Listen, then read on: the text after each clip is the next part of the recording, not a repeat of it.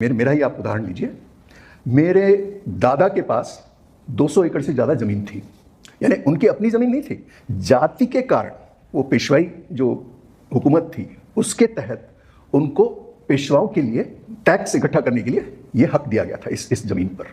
तो जाति के कारण उनके पास ज़मीन थी।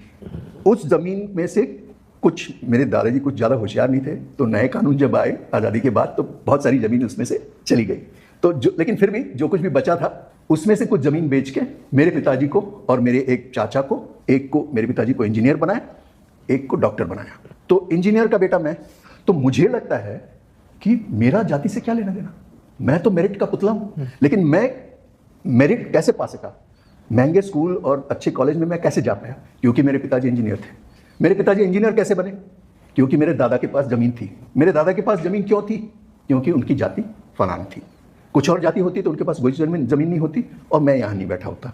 लेकिन मेरी पीढ़ी तक आते आते ये जो मेरिट की भाषा है ये इतनी सुदृढ़ हो गई और लोग वाकई, ये मुझ जैसे लोग वाकई ये मानने लगे कि ये वो कुछ जो कुछ भी है वो केवल और केवल मेरिट के कारण है, उनका जाति से कुछ लेना देना ही है।